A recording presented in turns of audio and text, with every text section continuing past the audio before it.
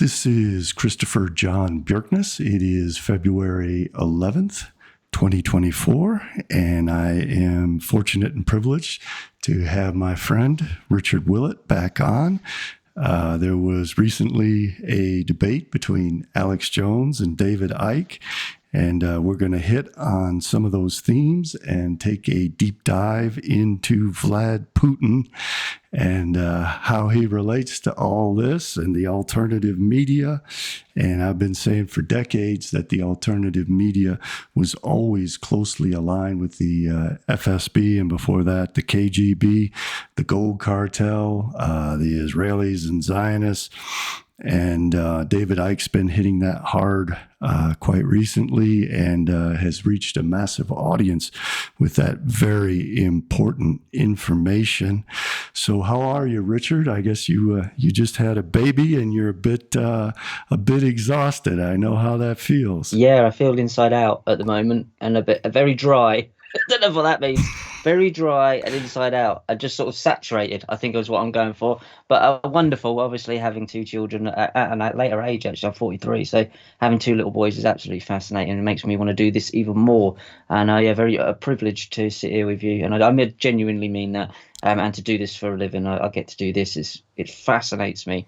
I appreciate you having me on and trusting me with your channels. Well, I'm glad you don't have postpartum depression.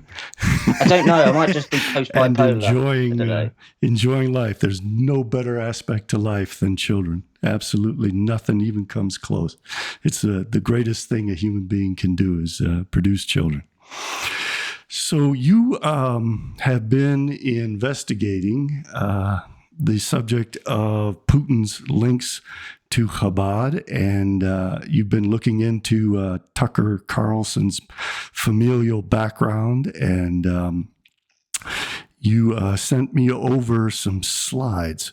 So why don't we have a look at those slides, and you can let us all know what it is that you've been uncovering. Okay, so the first one that we're looking at is just a picture of Tucker, and he's clearly displaying there. I believe that's the back of Donald Trump's famous head there. I'd assume that is, or Shirley Bassey. And obviously he's displaying, and I think quite clearly, and maybe even the hand signal there is part of a signal towards the cross. But that's just assumptions there from either that or he's going to backslap Trump in the throat. Yeah. But yeah, Kabbalah bracelet there you can see, which is some people call it the Crimson bracelet, and that's to do with what they say. And I would like to get your take on this because obviously your knowledge is a deeper level than mine at the moment with this stuff. That they would say it's the Crimson bracelet. It protects them from the evil eye. I know you've talked about that before. The evil eye of envy. Now, I believe that would kind of be a twisted way of saying that people are envious of them, but really, actually, that's to do with them, the Kabbalists and all this stealing of Jacob's birthright and us being envious of something that was stolen from us in the first place. What would your take on that be? Absolutely, I agree with that, and I would also say that it relates to the idea of their taking the place and becoming the firstborn. The red bracelet stems from the birth of the twins to Tamar through Judah. And when those two twins were born, the first one to come out, Zerah, stuck his hand out. And when he stuck his hand out, the midwife put a red wool scarlet bracelet on it, just like Tucker here, to identify him as the firstborn, the way that Esau was the firstborn. But in this second iteration of the same story, it's a retelling of the story of Esau and Jacob. This time, he withdrew his hand and was not the firstborn. So Zerah was marked as the scapegoat. The scapegoat was also given a red ribbon around its horns or around its neck to identify it as the scapegoat. And in the scapegoat ritual, they would put that and then put another red ribbon on the gates of the sanctuary, because the scapegoat was carried out into the wilderness, the mansion of Satan, to be given to Azazel, to be given to Samael, Satan, to confuse him so that they could then then transfer all the sins of Israel onto the Gentiles. Right. And if that ritual was properly performed and successful, that red ribbon on the goat and the red ribbon on the sanctuary gate would turn white. And there's a passage in Isaiah about the cleansing of it, turning it white as snow when all the sins are forgiven and cleansed. And that way, the high priest would know that the scapegoat ritual had been properly performed and successful, and then he could proceed with the other rites and rituals on Yom Kippur. And all that began to fail in 30 AD at the appearance of Jesus Christ, and 40 years before the destruction of the temple, which is why I believe we are entering the tribulation period, because it's exactly 2,000 years from that will be 2030, which the WEF says is going to be the Great Reset. And there's a 7-year period prior to that, which would start at 2023 to begin the Great Reset. So that's the background of the red band around the wrist. The Kabbalists acknowledge that it relates to that story of the twins, Peretz and Zerah, being born. And one of the messiahs is Messiah, son of Peretz. So this is a summoning of that Messiah to enter into the Messianic age. And again, it all relates to the gates, et cetera, et cetera. I don't want to digress too much, but yeah, I think you're exactly on the right track there. So let's have a look at your next slide.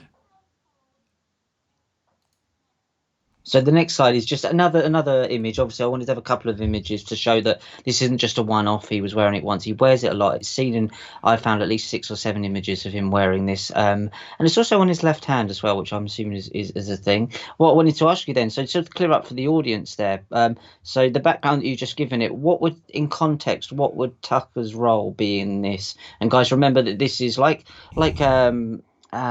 Carl Jung was talking about archetypes. They're playing characters and roles in a fictional story in their Kabbalistic madness. So what would his role be here wearing that? He signifies the Gentiles as the scapegoat, as does Putin and anybody else, Madonna, whoever is a Gentile who wears that ribbon is marking themselves as a scapegoat so that they become the messenger of the Jewish agenda, but the Jews don't get blamed for it because it is being given by Shabbos Goyim, who are there to act as the surrogates so that the real forces aren't seen. So they become the scapegoat for whatever is done behind the scenes, and they are marking themselves in that way, whether they're aware of it or not. I don't know what Tucker Carlson's agenda or awareness is of it, but that would be the Kabbalistic explanation of Gentiles in general. You'll see a lot of booths in Israel selling these to tourists and foreigners who go to visit, and none of them realize that they are marking themselves as the scapegoat to take on the sins of Israel, as happened to the goat itself. It is then fed to the devil, and the devil becomes confused. And I don't know if I want to get into this or not, but the moon is the female aspect of the Godhead, Shekinah. And when it is a new moon and the moon is totally black, that is like a woman's menstrual cycle when she is the most fertile. And that is when the devil, Samael, approaches her and wants to engage in intercourse with her. So that is when the Israelites provided the scapegoat to Samael, the devil, so that he is distracted from trying to seduce the female aspect of the Godhead. And that is part of this whole ritual. And the other part of the ritual is transfer all the sins of Israel onto the Gentiles through this rite. And the devil is supposedly the progenitor of all Gentiles, the father of them. Gentiles have their seed through the child of Samael, and Eve, the child Cain, is supposedly that son that is born from the coupling of Satan and Eve, and he is the guardian angel in the heavenly court of the Gentiles, and he becomes the prosecutor of Israel on Yom Kippur in the heavenly court. So what they do to get out of being prosecuted and punished is they transfer their sins to Samael's own children, and Samael flips from being the prosecutor of Israel to being the advocate of Israel, in exchange for this gift of the scapegoat.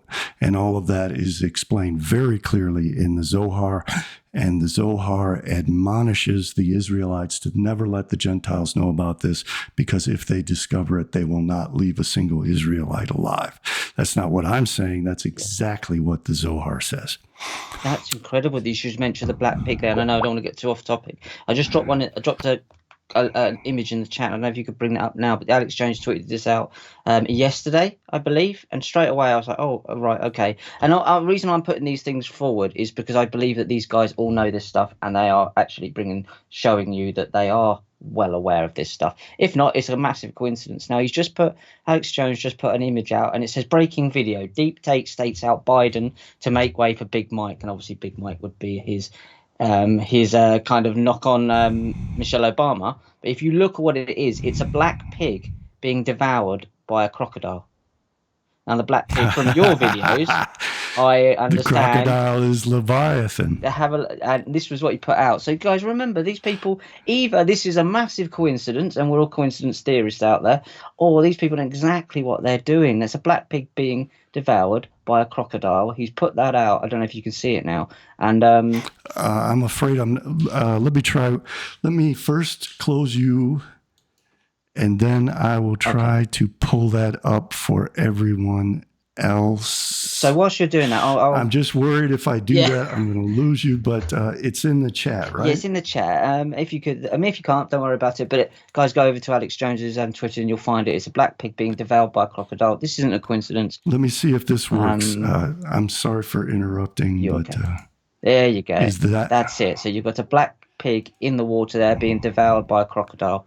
And this was put out on the 10th, so yesterday. So, guys, remember that all this stuff is happening. David's been on his site, on his show, Band.video. Oh, you know what that is? What's that? That's a hippo. That's the behemoth and the Leviathan. Okay, so it's not to do with Black Pig of Shekinah and the Moon that I remember that you were talking about. It is, but in the reverse sense, that the crocodile is Leviathan, which would be the black pig, which would be Samael. But in this instance, it's the hippo, the river horse, which represents behemoth. The eastern forces of Russia, China, and Islam versus the Atlanticist, the crocodile, the sea creature, the Leviathan, in this battle where they kill each other off. Right. And that's what we were talking about a while ago. And that's also represented, as you say, in one of the photos from Epstein's Island, Zoa Ranch, I believe that one was. And we can go back to one of your videos and see that. I just wanted to drop that in there. That was a pain in the bum, and I apologize for that. But when you're talking, all these things are coming at me, and I've got these questions. So, yeah, that was that one. It's insane, isn't it? It is. Let me try and get you back now, if I can. There you are. It just came out of the water. Just rose up. He didn't get you. No, he didn't. He's not going to get me. Okay, so let's have a... So if we go on to the next one, so this is... So Tucker Carlson mocked by Putin over his attempt to join the CIA. Now, I believe that there wasn't an attempt to do that. If you watch the actual clip, I believe Tucker Carlson has joined and has always been part of some intelligence, possibly the CIA himself. You've got a KGB agent and a CIA agent there, both with Kabbalah connections, having a laugh at the expense of the audience. What would your take be on that? It's entirely possible. You can look at Anderson Cooper, Project Mockingbird. Tucker Carlson started out on the left, and then he flipped very conveniently at the same time that all the media flip from left to right. It's a game that they play. Putin may have been trying to intimate that Tucker was trying to set him up as a CIA agent, and that he was going to be very guarded in the interview, and was aware of that. You can bet that the Russians have lie detectors and all kinds of sensors monitoring anyone who is speaking to Putin, and they would be able to gauge his reaction when Putin said that. They probably have thermal monitors and all kinds of infrared scanners and everything else monitoring the opening and closing of his iris, his breathing patterns, etc. These are very, very sophisticated people. Putin was in the KGB and was a major in the Stasi, and he has been very well trained on how to manipulate people and get them off guard, et cetera, et cetera. So I think that was a big part of that little tit for tat or accusation. He was trying to determine whether, as you say, Tucker is a member of the CIA. And being a KGB guy, he always views himself as being in a battle with the CIA. And the CIA always sees themselves as being in a battle with the KGB, and they try to outsmart each other. And some people are triple agents, quadruple agents, and it's a big game that they play between each other. So it's a trust thing, yeah. Get that. Yeah. So this is Tucker Carlson's dad, Dick Carlson, Richard Carlson. Look at the hand where it is. And I accidentally just did this myself, so it's not hard to do this. But this is a pose. Remember, this is a posed photo. Now, anyone who knows anything about the Freemasons can see that that's a classic Freemasonic pose. So that's his dad. If you go on to the next slide, so Dick Carlson's connection. So this is something he was involved with. The United States Information Agency, the USIA. Now, this is United States Information Agency, was a United States government agency devoted to the practice of public diplomacy, which operated from 1953 to 1999. So if you look all the way down there, this is intelligence. This is media intelligence connections. This is his dad. So in 1999, prior to the recognition of intelligence agencies by President George W. Bush, President Clinton assigned USIA's cultural exchange and non-broadcasting intelligence functions to the newly created Undersecretary of State for Public, they like their words, Diplomacy and Public Affairs at the United Department of State. So basically, you're looking at an intelligence agency there, obviously connected to Clinton. Clinton would have been very favourable to this. Tucker's dad was well high up, very high up in this. Clinton's obviously connected to Epstein connected to the Kabbalah, and everything we've talked about in our previous videos. This just shows that Carlson doesn't come from a family whose dad was a greengrocer, does he? No, and to me personally, it's extremely alarming that these former government officials are involving themselves with characters like Orban and Putin, and they're taking a hostile stance to the U.S. Orban is very close to Israel. The Hungarians have been extremely close to Netanyahu and to Israel. The party that Orban is a member of is a front for the Israelis. Prior to that, Jobbik was set up by agents of Israel who suddenly discovered miraculously that they happened to be Jewish and were unaware of it until it was pointed out in the media to them. And I find it very alarming. I see a lot of people, ex-military, ex-CIA, who are speaking out against America and in favor of Russia. And that makes me wonder what's going on with the CIA, because the CIA has been allowing Chinese espionage, ripping off our military secrets. Israel has been sending our missile secrets to Red China. We're being set up to be destroyed, and we're being set up to be destroyed by our own governments. Our own governments are obviously working against our best interests, and we need to do something about it. Absolutely, and that's where we bring in. I want to rattle through these because we'll get to your information, which is obviously a lot deeper. So the next one would be Donald Trump Kabbalah. He had a Kabbalah teacher. You sent me this. I was actually trying to find this, so I did know about this, but I couldn't find. So Trump, The Way of the Top. This was an older book that came out. The Way to the Top. Sorry, best business advice I ever received. I love the way he just talks. That's not a byline for a book, is it? That's just sort of a bit of a tell you, he just talks like he puts stuff out like he speaks. It's just mad.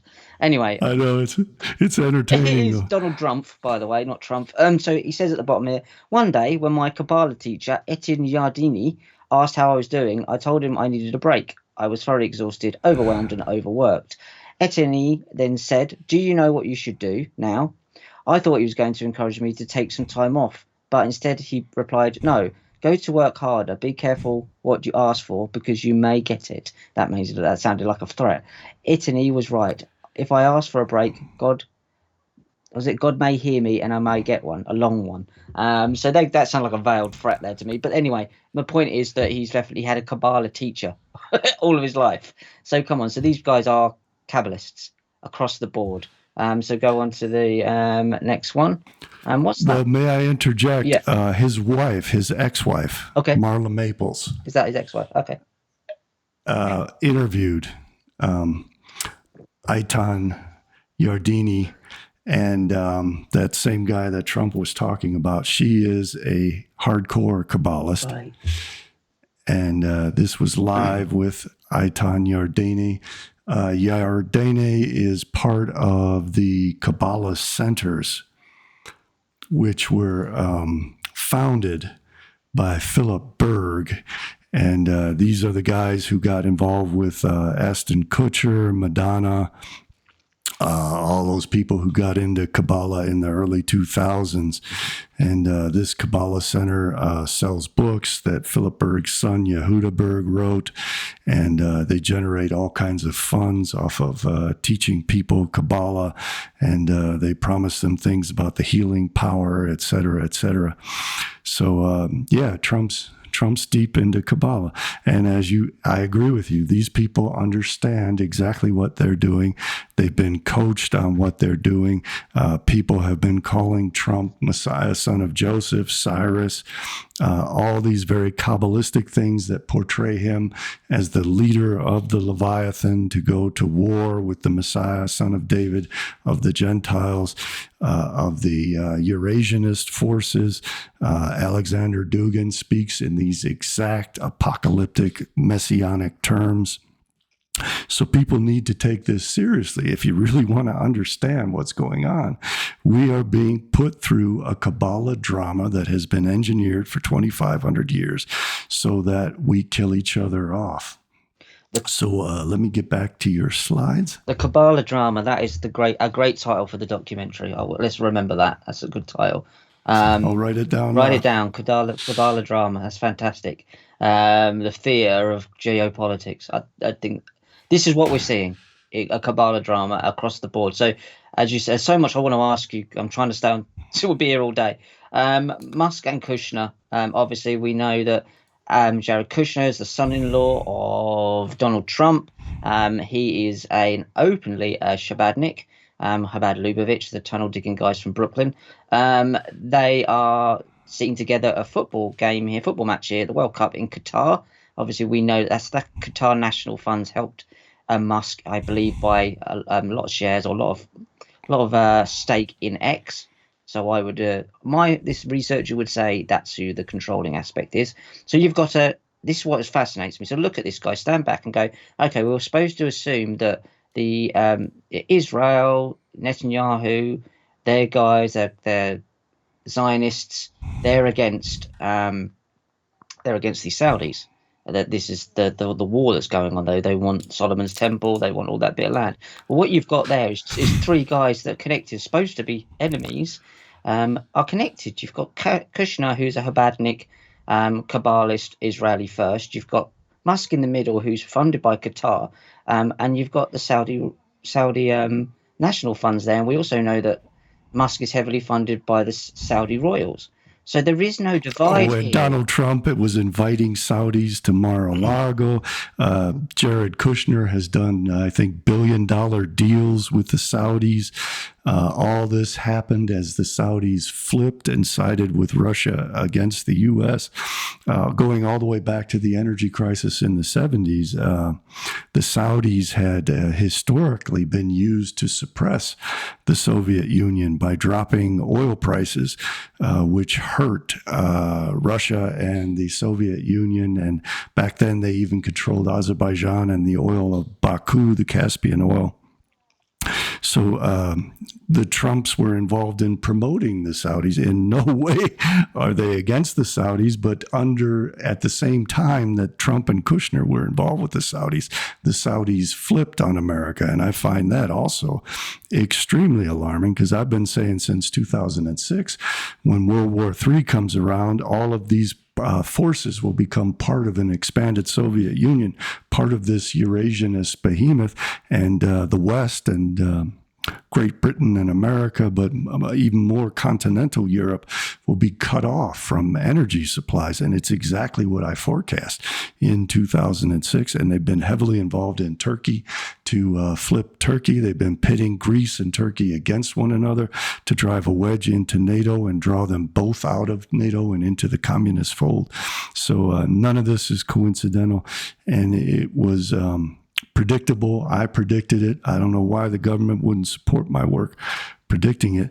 I even wrote the book on Putin, predicting all these things that are happening now. I'd love to get a copy of that as well.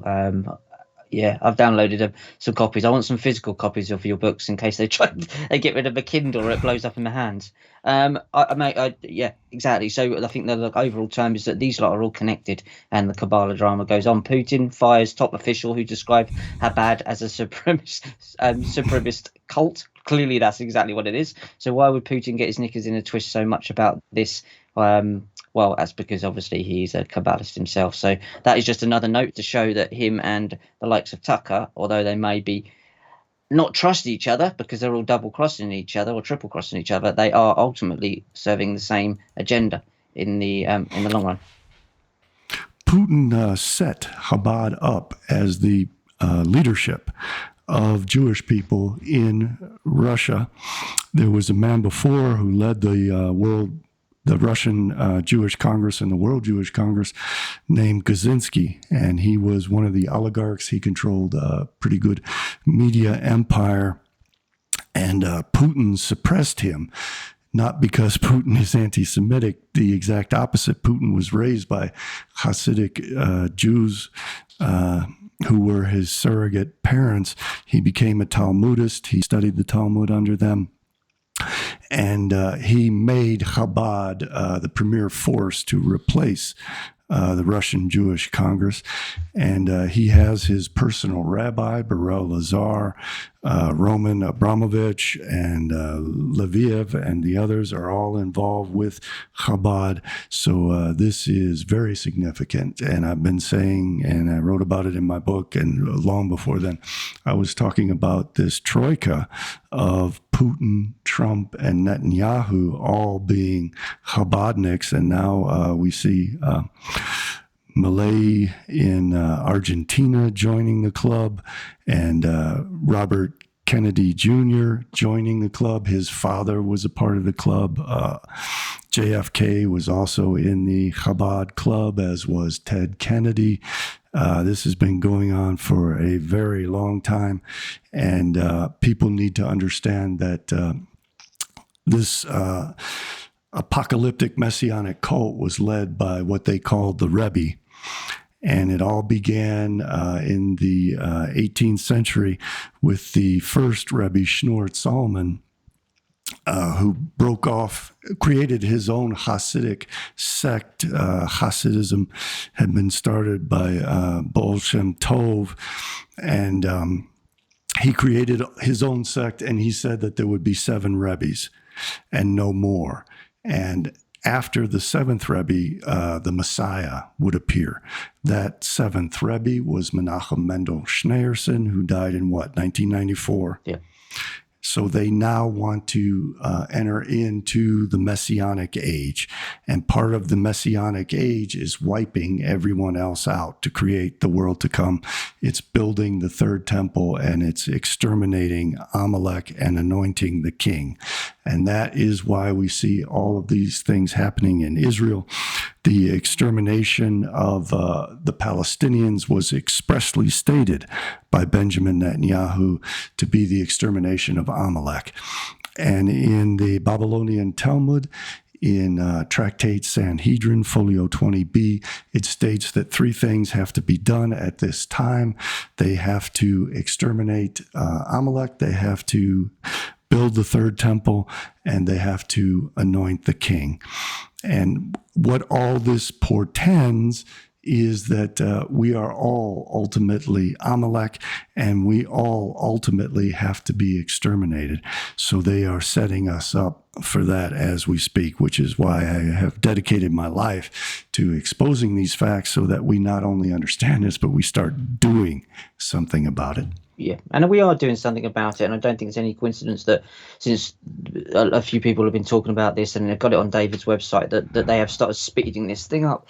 Bear with me, I've got a bit of a cough. So Putin fires officials. The next one is this I just want to briefly touch this. So Putin praises Elon Musk, saying there is no stopping the tech mogul, but warns of AI development moving too fast and calls for a worldwide regulation. When you watched it, he basically says that the guy's an absolute genius. He's not. And there's no stopping him, but he needs to be reined in. So that would be my kind of way. Remember, you've just seen a picture of Elon Musk with Jared Kushner, who is a Chabadnik, and the Qatar guys, the Qatar National Funds. These guys are all connected. He's a stooge of a lower level than Kushner's and the Putins and the Trumps of the world. So he's a techno stooge, and they are basically, that was basically, we got to rein you in. But what is the next clip next slide I want to go to? So it's the Bill Clinton human cloning. So in 1997, Bill Clinton basically banned human cloning, but they didn't ban it. So what happened was, if you really read into it, he privatized it. So he basically controlled it. So in 1997, they have cloned the first human, called Eve, by the way, in China. And we were looking into this when we were looking into the stuff under New Mexico, Zorro Ranch, and that is another avenue to go down. Weren't the Raelians also involved with this idea of cloning? Yeah, I believe so. I don't know much about them, but I've heard that, absolutely.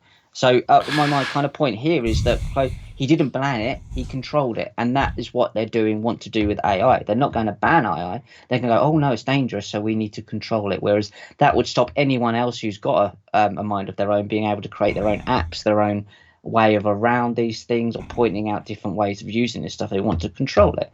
And that was what I believe he meant by rein it in for Musk.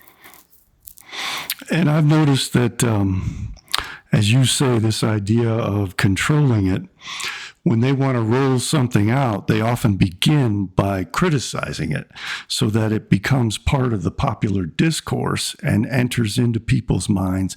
And then they move from saying that it shouldn't happen to saying that it's inevitable, so we need to get a handle on it and then control it. And then they go from that to starting to do it and then saying, see, look at the advantages of it. And then the very same people who started out as critics, who then said we need a limited rollout, become total advocates for it and push it. And we can see that a good example is immigration. The same people who said we need to close the border, like Trump and Musk, then say, well, we need to close the border, but we need legal immigration to be immediate, rubber stamped, and easy. And so what it does is it makes it so that these people immediately become citizens instead of being illegal aliens, and then they can take over the political process, and they have a whole new political class to get whatever they want. So they make it even worse in the name of improving it. And they do that with so-called monetary reform all the time. So what you're describing fits that model exactly, that they begin by criticizing it so that it enters into the public discourse. And then they transition into, well, we have to control it in a reasonable way. And then it becomes open advocacy of it. Yeah. And what you're describing there is cybernetics, really. And Alex Jones. So we watch. I don't know if you saw this, and if you haven't seen this, it's a fascinating watch. I obviously I'm lucky enough to be kind of privy because I know David and know the family well. So I was kind of watching this whilst having discussions with the family at the same time. So they did the interview. David held Alex's feet to the fire about Elon Musk and his support of Elon Musk, and that was. It needed to happen. All credit to Alex Jones for actually having the interview. He didn't need to do it or the discussion, and you've got to credit him for that completely. And that was very interesting itself. But what became really interesting was the Q&A afterwards, because it did sound like to anyone who was listening that was Elon Musk using a fake account dialing in. Now, one reason why I believe that was Elon Musk is because he was giving so much time in what is supposed to be a question form. He was given time to just rant. And now I know that Jones in the background said that it was Musk. Now, so whether it was or not, there's games being played here.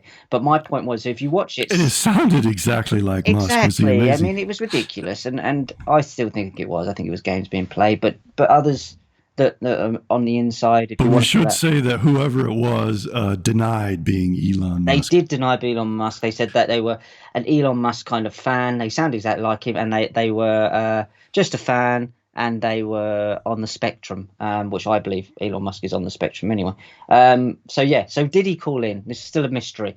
Fantastic it's a drama if you want to watch it, guys, because it's entertainment. Anyway. But so if you watch 6 minutes in, I pulled this up this morning. So this Musk clone, or I don't know, App Musk, or someone who pretends he's not Musk but sounds exactly like Musk. He talks about the Matrix films, and he's having a go at pop at David. David, being an older man, is very kind of gentle with him and just sort of listens him out. Bear in mind this is a Q&A. So he says at 6 minutes in that basically he blames the fear created by the films in the Matrix of AI integrating with humans for the issues and the catastrophe or the disaster to come itself. So if you don't understand like what he's actually talking about in terms of, and he keeps going on about people don't understand. Well, we do. Some of us do understand, because what he was clearly talking about was cybernetics, which is the study of systems, which is really another way of putting problem, reaction, solution, or what you just described. It's setting something up to get a reaction to provide the solution. So in terms of what you just said with the immigration, that the solution would be, let's make them legal, but we need digital ID. And that's exactly what he's saying. So it's another way of, and I put it quite bluntly, it's another lunatic way of blaming you for what these Kabbalistic lunatics are about to do with artificial intelligence. And they're going to do it and blame you. It's victim blaming. Your problem is that you were scared of this by movies like The Matrix, and it created this disaster in the first place. So you created your own hell, and you're to blame. And it's absurd. And when you know that the two filmmakers, the Coen brothers, are now androgynous beings themselves, twin brothers, that you understand the Kabbalistic undertones of this, and they never mention the Kabbalah in this. This is all about the Matrix. The guy says since the Matrix films came out, completely ignoring this goes way back thousands of years to the early Christians, and probably before that with the Kabbalists and with the Gnostics. The Gnostics, early Gnostics. It's Gnosticism and Plato and all that mixed into one, put in an updated film, a technology form. That's all it is. He completely regards that and thinks that these principles, or claims that he thinks these principles, came about from the Matrix films. Now, he'll know that that's nonsense. And he says the fear created by those films is now creating the reality itself. And the issue that you're worried about is created by your own fear, which is victim blaming. This is where we're at. Luckily, some people tweaked it. I believe that was Musk. I don't know what your thought is on it. It sure sounded like him, but he denied it. And what I picked up on it was that he was accusing David of misunderstanding the Matrix. So he was being very condescending and trying to patronize. And he was also falsely stating that we are already in the state of the matrix, so that there was nothing to lose. And he was trying to assert that there was no downside into surrendering your own free will and your own soul. And David responded that if you're going to make my body get up and walk out when it would not otherwise do it if it was under the control of my own consciousness, then that's a very serious problem. And I think that was the ideal comeback, is that you are taking away the human will and replacing it with an outside force. And I would equate that to demonic possession. Yeah. I don't see any difference between a demon possessing you and being linked to Satan in the astral plane, which is something David talks about a lot, and having these satellites, which Rudolf Steiner predicted, this web, this cobweb of satellites around the earth with its little spider-like creatures attached to your brain. That's the same as demon possession. You now have a little computer chip in your brain that possesses you, takes over your body, controls your body, and displaces and removes your soul and your free will. And our ancestors were very prescient in their mythologies of demon possession, in forecasting that someday we're going to have this, where our souls are going to be taken away, our bodies are going to be controlled by evil forces stemming from chaos. And if you want to get into that Platonic and Neoplatonic conception of the hierarchy of being, you have at the base of the hierarchy of being chaos as matter. And that is what that computer is, and it is imbued with the soul of Satan. It does not have the divine spark of the soul of the Godhead that human beings were said to have. So what they are doing is that they are lowering us on the hierarchy of being to becoming matter. And it is what the Kabbalists call nullification. And they say that also Jewish people are to be nullified, but the Jewish people nullify the body so that the spark elevates and returns to the Godhead, which emanated the light, the spark of the soul. So that's nullification for them, is epistrophe, the Greek word for return. They return to the Godhead. But we are to be nullified by giving up our souls so that we lose our soul and our soul goes back, but we stay here and we become matter. We become the chaos of matter, and that's how we're nullified, because matter is infinitely divided. Matter is completely separated from God, and it is satanic and at the base of the hierarchy of being. And they're doing that in a number of ways to us. They're trying to get us to eat bugs and other things which have lower and lower souls on the hierarchy of being. Animals are immediately below human beings, so we are to eat animals and then plants in order to obtain those divine sparks, which elevate and cause epistrophe and return our souls to God. But what they're doing is driving us deeper and deeper into the chaos so that we are nullified and become satanic and get dissolved into the infinite nothingness of chaos. And they're doing this in all kinds of ways. And one of the ways will be implanting chips in our brain, which are inorganic matter. They are chaos, so that our souls become chaos and we are nullified into nothingness. It's and it all connects, and it all does come back to Musk and Putin and wanting to control that technology. And I think I've waffled on enough now here. I want to hand it over to you, because obviously you've got far more knowledge and can go much deeper into this than I can. And I think that's kind of the end for my slides in certain sense. But blaming us basically for what they're doing themselves is one of the big principles, and that is victim blaming. And I find that pretty disgusting, quite frankly. And they don't seem to understand the principle, as shown in the COVID madness, of informed consent. And I want to, I've been researching this for a very long time. Again, I wrote the book on it. You can get the PDF for it at my website, cjbbooks.com. I had a website back in 2017, around the time of Charlottesville. I predicted that an event like Charlottesville was coming. I was telling people that they would pit Antifa and the alt-right against each other. I was showing all the facts that the alt-right was completely controlled by the Russians, as Antifa has always been, going back to the 1940s. And I had a website up, and I couldn't get anybody in the alternative media to help me. Not a single person would discuss this with me. But I had a website up. I had all of these links exposing KGB Putin, how he was trying to create secessionist movements and balkanizing movements. I showed how the libertarians were crypto-communists. And I showed how he was balkanizing countries around the world. I predicted the Russian manufactured conflict between fascists and anti-fascists. You can see the date of August 7th.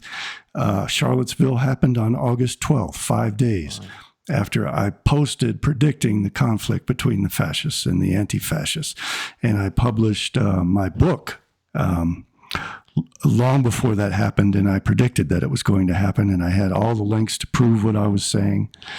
I was showing pro-Israel propaganda and the alt-right and how they were united, and all this going back to the Trotskyites, and that the neoconservatives were actually communists, and Leo Strauss was using communism to infuse communism and calling it conservatism. And all of this was tied to Putin. I proved that it was Putin who created the global war on terror in 1999 and then sponsored its expansion through George Bush after 9/11. It was not America. Putin was a KGB agent working in East Germany as a Stasi agent.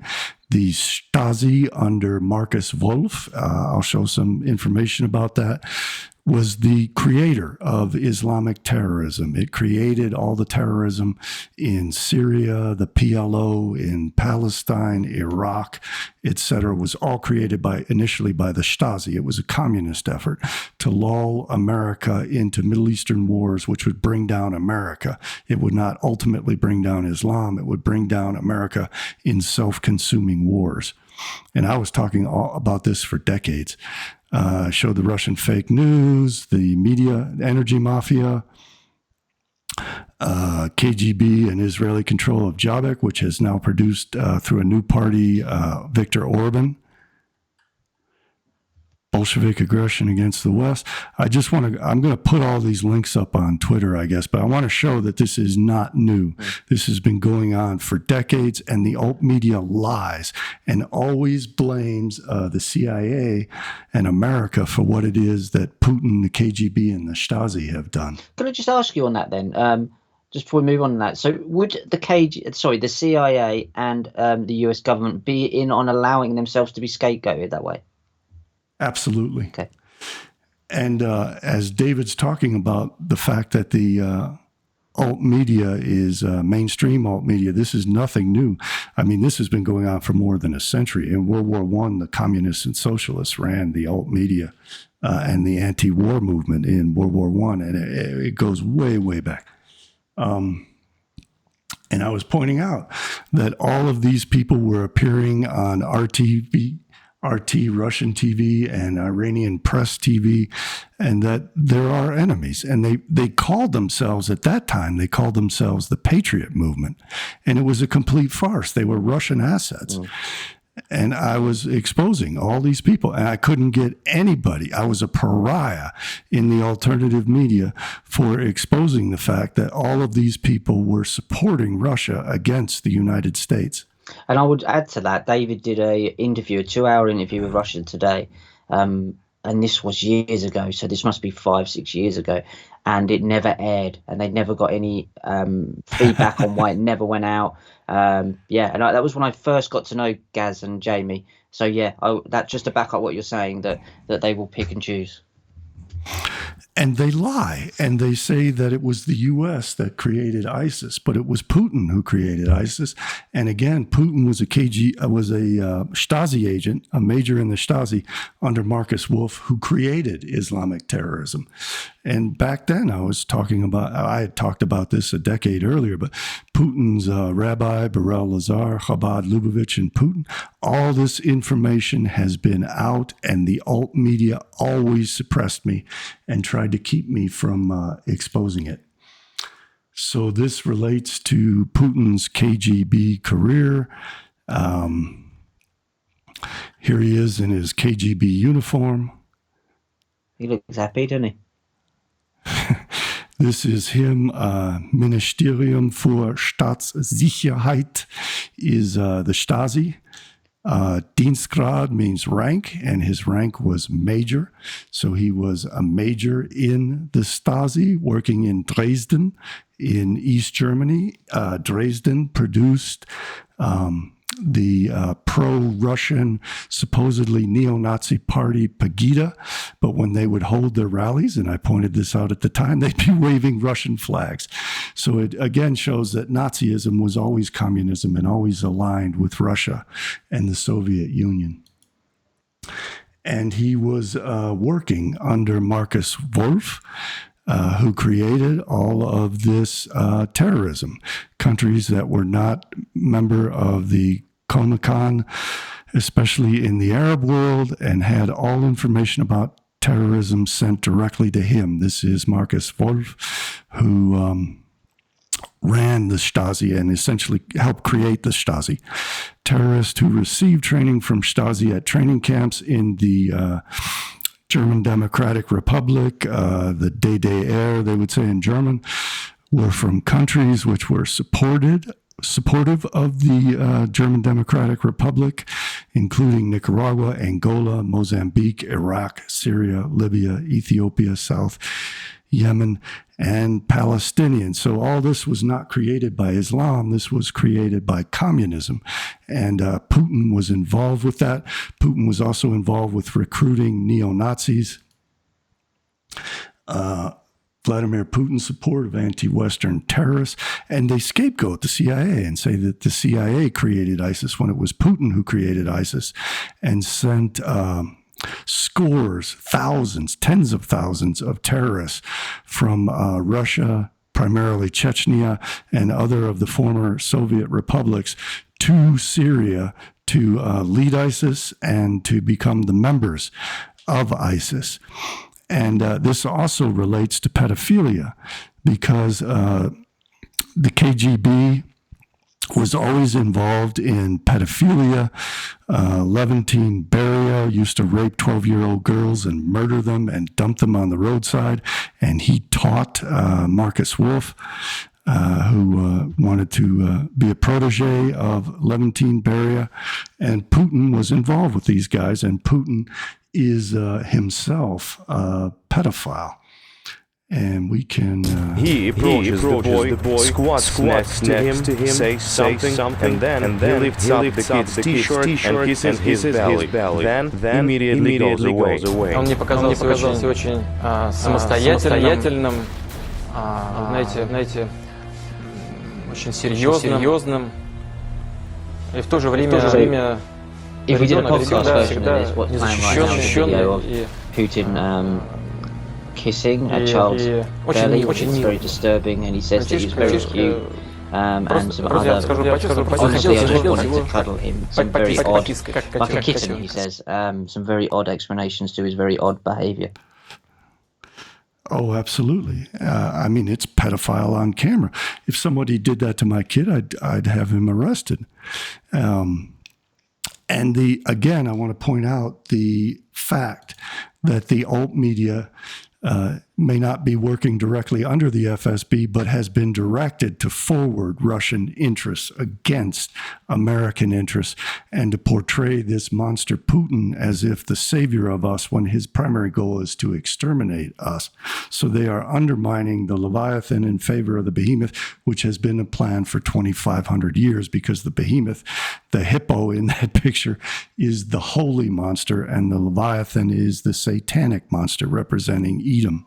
So their goal is to have the behemoth kill us off, but in the process be killed off itself. And they are undermining our interests and setting us up to be destroyed in that way. Here is, and I've been screaming about this for a decade, and nobody will let me talk about it in the alternative media. They lie and say that the CIA created ISIS, and I provided the proof that it was Putin and the KGB that created ISIS and sent thousands of people to Syria to destroy Syria and to provide Russia with a pretext to go in there. And I've pointed out again and again how there are Chechens committing terrorist acts in France and in America, like the Boston Marathon terrorist act was by Chechens, right at election times. And then you have characters like Le Pen and Trump decrying terrorism so that it helps them in the elections to have this terrorism happen at exactly those key moments. So here's Putin. He shipped 4,000. I have another article where there was additional thousands sent. He literally flew them from Russia to Syria, knowing that they were terrorists. And he set up the leadership of ISIS. He created ISIS. And yet we have the alt media lying to everyone and saying it was the CIA that did it. And so just to stop you there, just so anyone who's kind of doesn't understand. So ISIS was created as a problem to garner the reaction for the West to go in and kind of regime change the Middle East. Absolutely. And to draw itself into self-consuming wars like in Iraq and in Afghanistan, where it saps our military forces, it saps our political will. It made us a pariah nation. It made the Middle Easterners our enemy artificially. We would have been much better off aligning with the oil-rich countries than aligning with Israel. And it drove all the Middle Eastern countries into the fold of Russia and the communists to become allies of the Russians and the communists. But at the same time, it restricted the flow of oil out of the Middle East, which benefited Russian oil profits. They played the same game with Venezuela. They encouraged Venezuela and they encouraged the United States government to be at war with one another. In the name of helping Venezuela, they were actually harming Venezuela but benefiting Russia, because with Venezuelan oil out of the market, it raised the price of oil so that the Russians benefited from it. And then when 9/11 happened, Putin was the first one right on board with George Bush pushing Putin's global war on terror, which Putin started in 1999 with his false flag attacks that the FSB performed in the apartment bombings in Moscow and nearby cities. That was all done by Putin. And it was set up by Berezovsky, who helped put Putin in power. And the plan was to gin up a war against the Chechens and against the Dagestanis so that they could take over all of those territories. So Putin has utilized the Chechen terrorists and then Kadyrov as the ally of Russia. So we have Chechens fighting Chechens. And he used that same model in Syria. He used the same model in Georgia. And he used the same model in Ukraine. We also have Chechens fighting Chechens in Ukraine. So as David Icke says, problem, reaction, solution, he sends in the terrorists to create the problem, to provide the pretext for Russia to intervene. And then he gets them fighting and destroying one another. And Russia comes out on top and acquires new territory and military bases. So Putin was able to move into Syria by first creating ISIS and implanting ISIS, literally flying them in for free from the former Soviet Union into Syria. And nobody but me has been screaming about that. And I've shown all the proof, and nobody else will cover it. And this would correlate to Netanyahu and creating Hamas and funding them into existence and supporting them as a reason for what's happening now in Gaza. Would that be a correlation? I was also talking about exactly that in 2006, 2007, when there was a war with Lebanon, when they sent 2 soldiers across the border to bait Hezbollah into responding. Ehud Olmert, who was prime minister at the time, was heavily criticized by Netanyahu. And he lashed out and lashed back, and he admitted that Israel has nuclear bombs. And he said that it was Netanyahu and his crew that created Hamas and was funding Hamas to provide a pretext for Israel to assault the Palestinians. And I was talking about that back when Ehud Olmert was first talking about it. Then Ron Paul started talking about it a few years after me. But there again, I couldn't get anybody in the alt media to pay attention to what I was saying because they were working for the Russians. They didn't want this exposed. This is Alexander Litvinenko, who I don't know if you're old enough to remember or not, but he was poisoned with radioactive materials because he was exposing the fact that Vladimir Putin is a pedophile. So they murdered him to shut him up, and they murdered him in a vicious, horrifying manner so that nobody else would take up the cause. I think Jeff Nyquist has published an article in the Epoch Times talking about this, and he ties it back. He uses anonymous sources to tie it back to Andropov and the KGB back in the 1970s, that they were setting up pedophile rings in the West to blackmail politicians and to blackmail business leaders and other heads of society. And this anticipates Epstein exactly.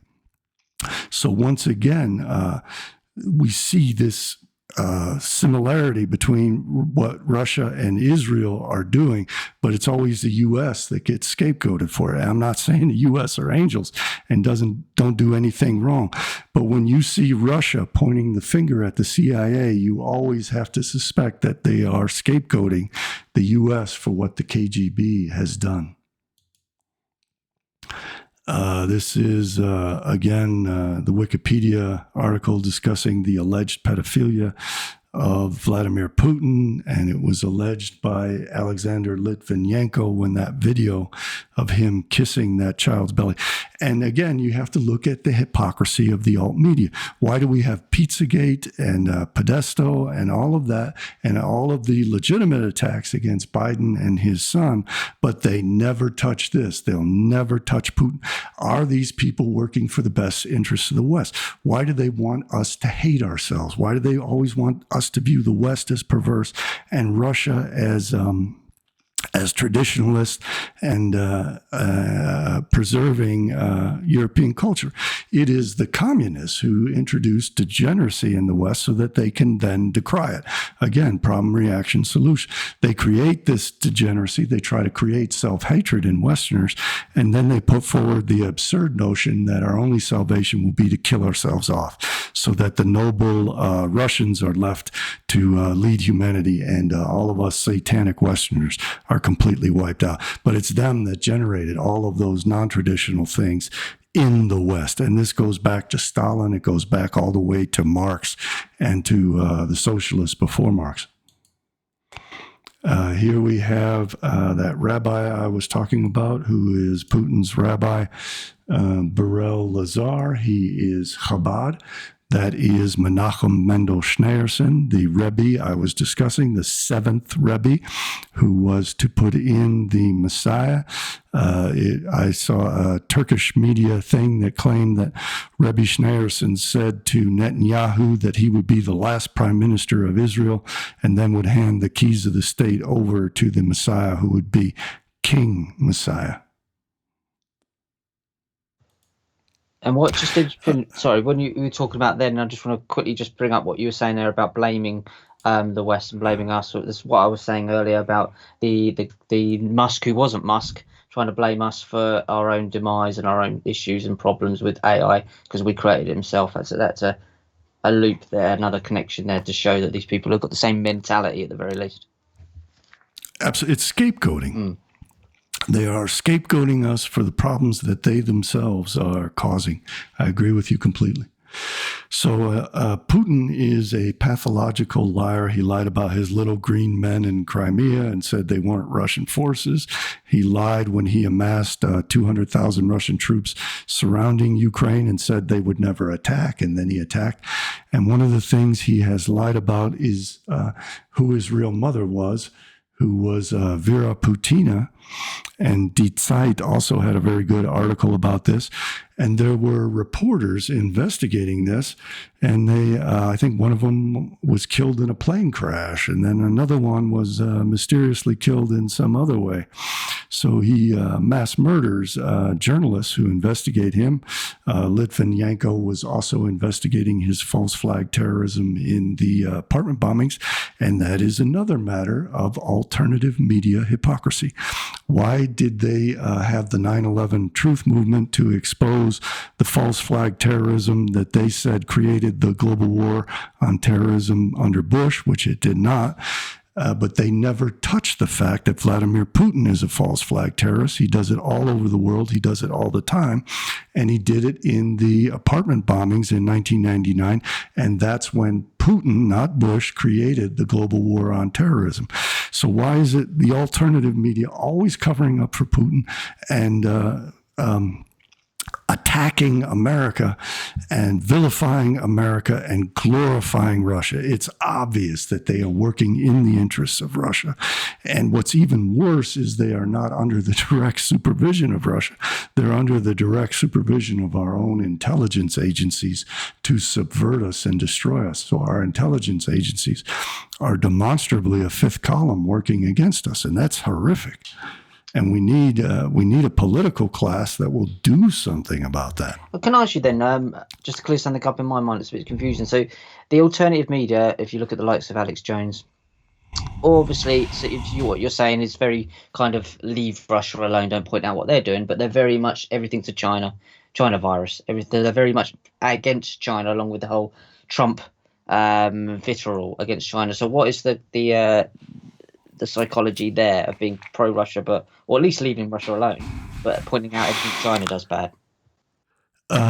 It goes in waves depending upon what they want to accomplish. There were many people who were very pro-China. You heard like Mark Collett, I believe, and Keith Woods discussing how China has a good economic model that we should emulate, and how they're traditionalist and noble. So there are different factions involved in that.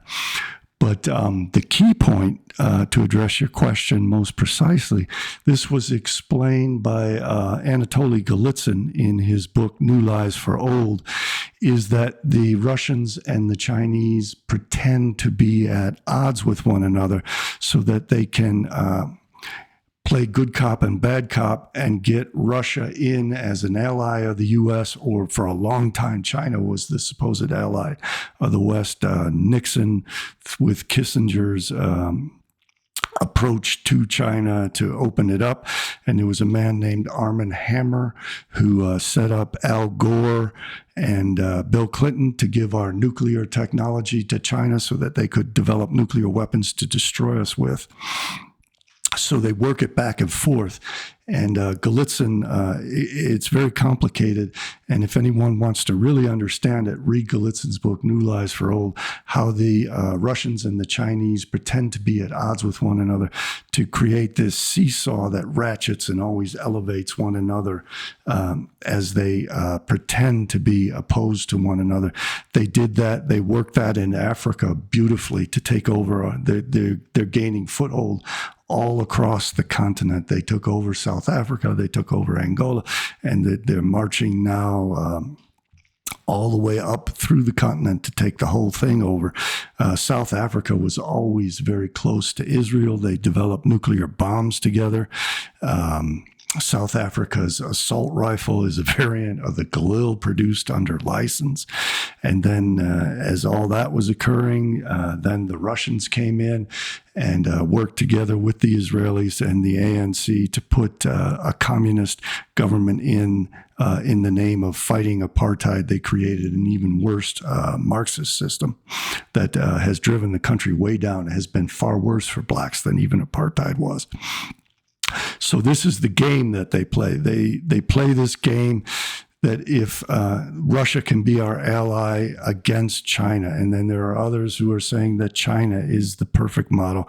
And either way, those two forces are one and the same. They're international communism.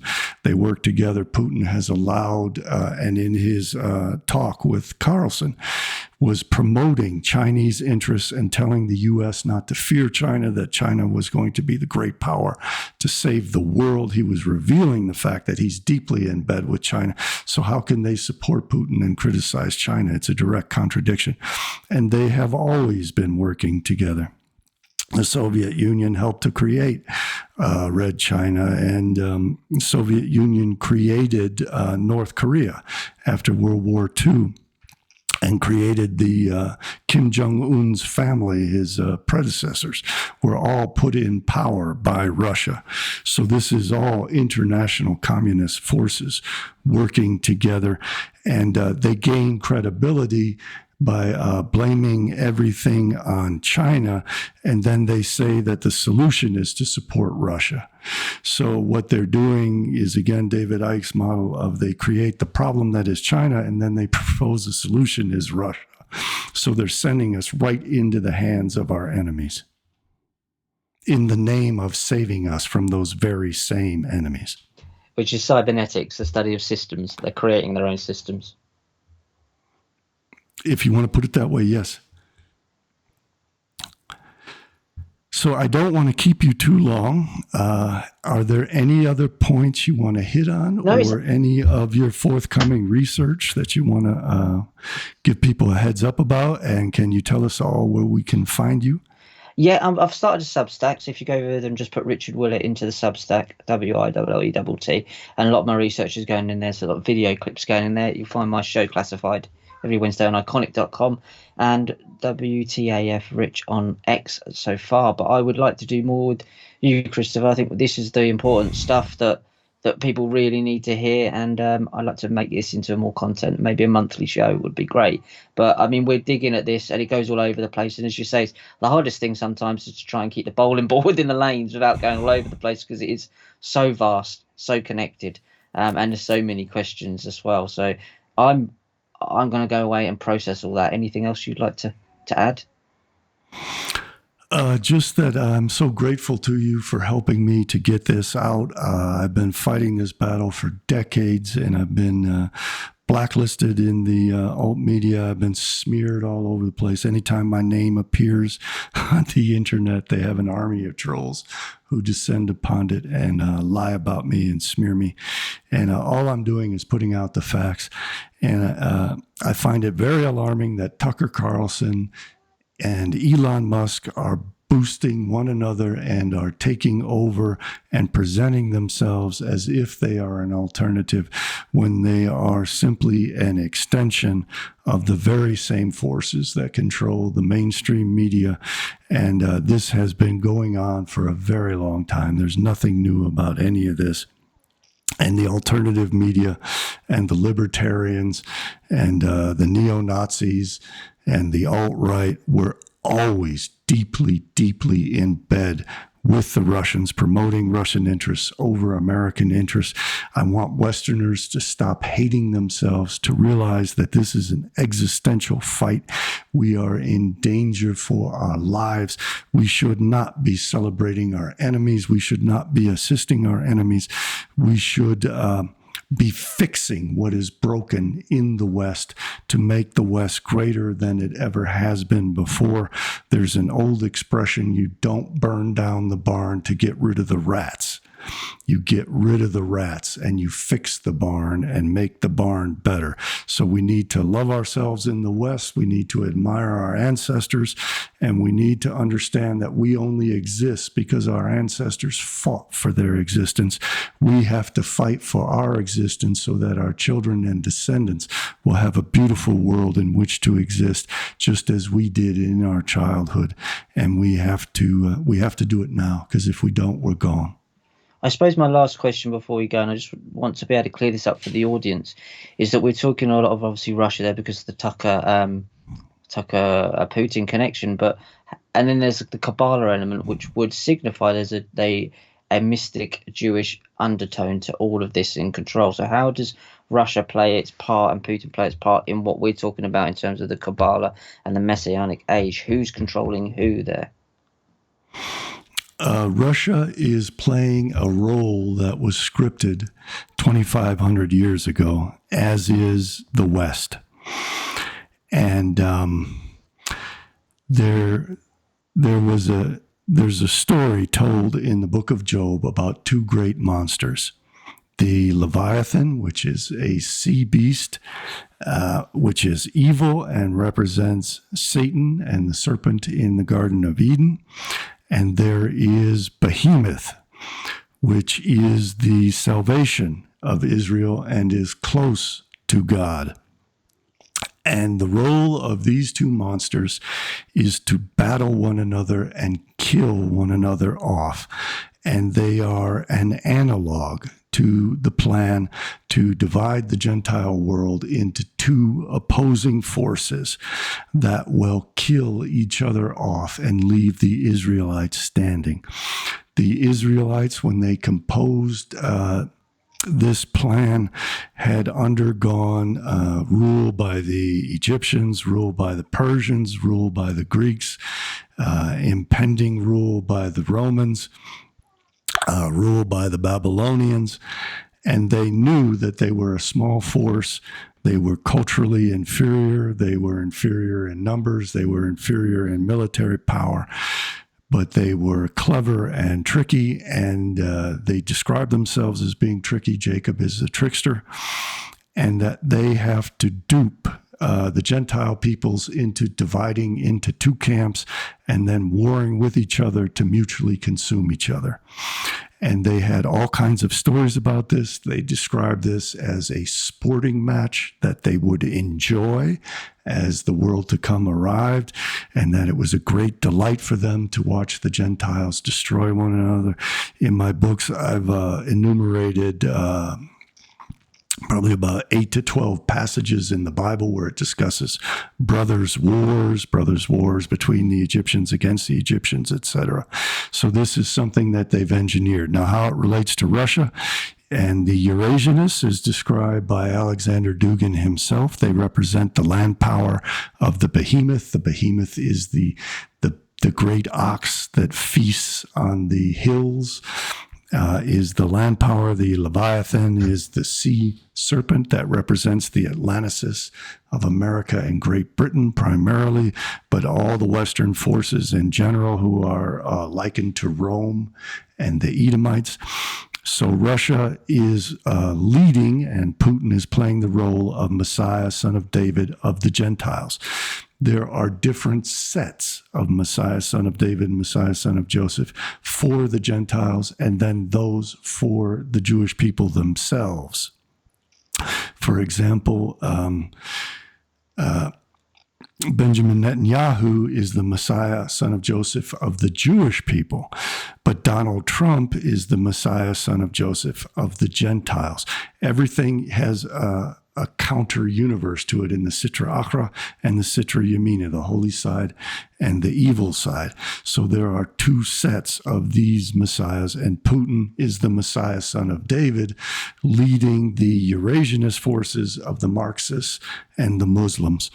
And there are stories told that are attributed to Shimon Bar Yochai, the guy who said that the best of the Gentiles deserves death, called Gentiles beasts in the Talmud, and talked about this war that will be generated with Persia in a prayer that's attributed to him.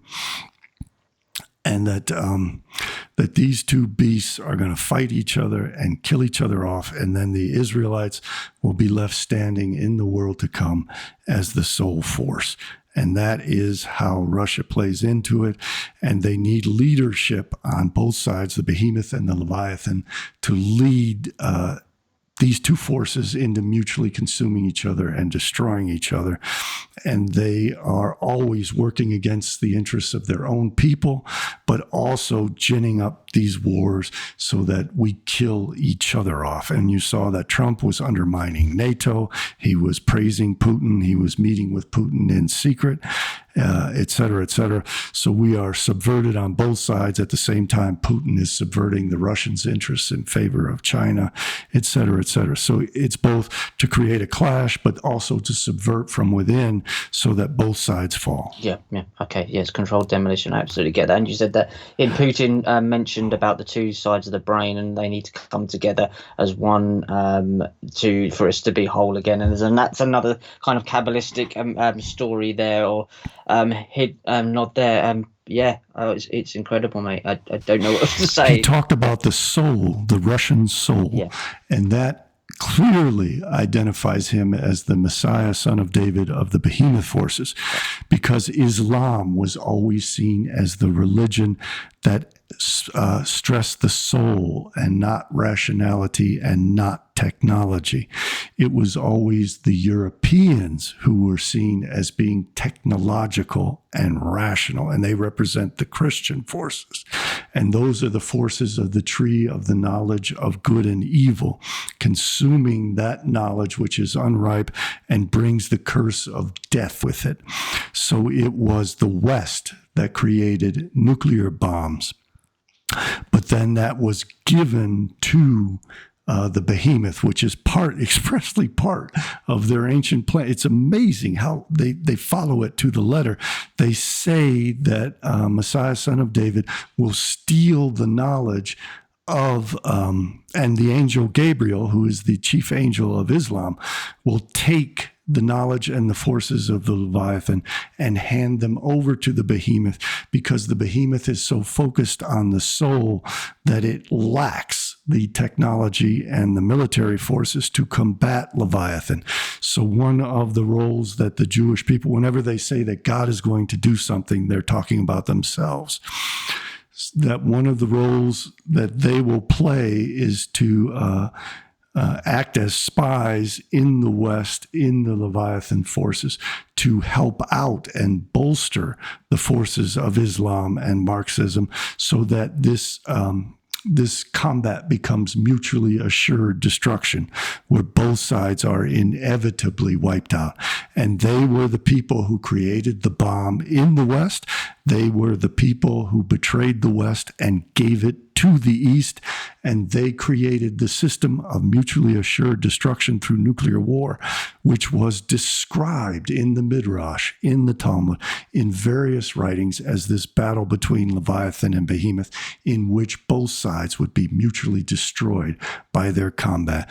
So they followed their own script to the letter and made it the mutually assured destruction of nuclear war, which is now openly being threatened by both sides. And this was designed 2,500 years ago. Like, guys, it's insane, isn't it? And you can look at things like the Manhattan Project and the way it all comes out of Brooklyn, Chabad Lubavitch, and it all kind of transferred over to New Mexico and a lot of these bases over there, which I've been looking to. It all does connect here, of where they were testing the technology to give to the Behemoth. And Oppenheimer allowed all of these Soviet spies, Fuchs and the Rosenbergs and David Greenglass, all of this was known by Oppenheimer and understood. And he even tried to keep Edvard Teller's development of thermonuclear weapons and the hydrogen bomb suppressed, so that the Soviet Union would gain all of that technology and gain the advantage over the U.S. The only reason he allowed the U.S. to develop the bomb was so that they could use it against the Nazis, and they ended up using it against the Japanese, who were a people very similar to the Germans, being very technologically oriented and being a supremacist people. So they wanted to wipe the Japanese out too, which they repeated again at Fukushima. But all of this was engineered to create this mutually assured destruction between Leviathan and Behemoth. And it is the perfect fulfillment of that ancient plan. And they were the ones who did it. There's no coincidence about it, that it was exactly Jewish people in every one of those positions. And in every step of that process was led by Jewish people to create the system of mutually assured destruction. So it's a threat. It's a threat to all of humanity. It's a threat to Jewish people as well as non-Jewish people. And we have to face that. We have to identify where the threat is coming from, and we have to create a legal, reasonable response to it to save ourselves from it. I think that's the issue, isn't it? To come to it is targeting, as you say, on one side it's from the Jewish faith, but also they're going to bring a large portion of that Jewish faith, the largest portion, down with it, and it's hard to people to kind of get their mind around the basic understanding is that they'll kill their own people. Absolutely, they did in the Holocaust, and they did numerous times in history. Even Alan Dershowitz has talked about this, that anti-Semitism is ginned up by Jewish leaders to prevent assimilation. And Albert Einstein talked about it, that oppression is a stimulus, and it results in segregation, which preserves the Jewish people. And they view the Ashkenazi Jews as being the Leviathan. The Ashkenazi Jews are the Jews who lived among Europeans, have the majority of their blood is European blood. And they pursue science and technology. So it was the Leviathan Jewish forces that created nuclear bombs. And they have to be killed off. They are the spirit of Joseph as opposed to the spirit of Judah. The spirit of Judah, in the mythologies they've evolved, are the Sephardic Jews who always lived among Islam. And Islam represents what Putin was talking about, the idea that they dwell upon the soul. The Ashkenazi Jews are perceived as the materialistic, technologically advanced consumers of the fruit of the tree of knowledge, and suffer the curse of death of being those forces of Joseph. And they have to die like Jesus Christ, who was the Messiah, son of Joseph, and give up their soul, which represents chaos, which represents Satan, which is perceived as the highest soul, the soul of Tohu, the soul of Yehida Mashiach, the soul of the Messiah, son of Joseph, so that King David can then become complete and inherit that soul. So they view themselves as the light. The Sephardics view themselves as the light living among Islam. Islam is that, like that Russian soul that he described, that dwells upon spiritual things and not materialistic things. And that's another clear tell that Vladimir Putin is a very well-trained Kabbalist, because he was describing the West in exactly those terms of being materialistic and producing technology. When you read the Bible, when you read about Cain, when you read about Tubal Cain, and you read in the book of Enoch especially, it talks about the idea that they create the armaments, they are metallurgists, they live in cities, they create cities, and this all describes what the Greeks called the Iron Age. Rome is described in the book of Daniel as being the Iron Age, the fourth Iron Empire that will give way to the fifth Jewish empire of the world to come.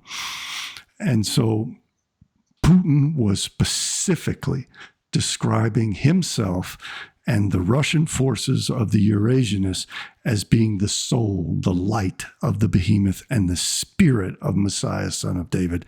And he was expressly describing the West as being the technological, materialistic, and the communists always describe capitalists as materialistic forces of the Leviathan.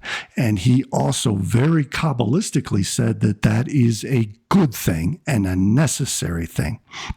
And the Kabbalists always say that the evil inclination and the Sitra Achra, the evil other side, is good. Evil is good because it repairs and rectifies the world, ultimately by destroying itself. And it performs a useful function of nullifying itself and nullifying the body and the materialism of Jewish people so that they find their soul, lose their ego, and reunite with God. And they are nullified Kabbalistically by releasing the sparks of their soul and releasing the sparks of the world up so that it has an epistrophe. And that is what the world to come is the earth rising to Tiferet, the earth rising to the light, and the throne of God in the temple in Jerusalem and the throne of God in heaven becoming one and the same thing. And the heavenly Jerusalem and the earthly Jerusalem becoming one and the same thing. And Putin was describing that exactly. I am completely convinced that he has a Kabbalistic knowledge, probably almost equivalent to that of Alexander Dugin, and he realizes fully that he is playing the role of Messiah, son of David, of the behemoth forces on the Gentile side of Messiah, son of David. The real Messiah, son of David, of the Jewish people of Judah, the soul of Judah, will be a Jewish person, and Putin and his forces will be destroyed before that Messiah, the real Messiah, can arise. And we're yet to know who that will be. This is amazing. I think we need to put this out as a monthly podcast, the Kabbalah Drama podcast, because there we go. There we go. Let's get that done. Thank you for having me. It's been, again, thank you so much. Like, it's blows my mind. I have to listen to these 3 or 4 times. I'm starting to get there. Again, it's undoing a lot of stuff. And now you've explained that there's not only a dualistic, dual being the word, side. There's 2 sides of each side. And absolutely, everything is mirrored, and it's exactly the opposite. Which will come to the X logo being mirrored as the sigle of Saturn as well. Yes, as you've pointed out. Well, thank you so much, and we'll do this again soon. And I hope everyone goes and checks out Richard Willett's work on Substack and on Iconic. And thank you so very much. And I want to congratulate you again on the birth of your son. And stay happy, wealthy, and wise. You too. Thank you. Take care. Bye for now. Bye.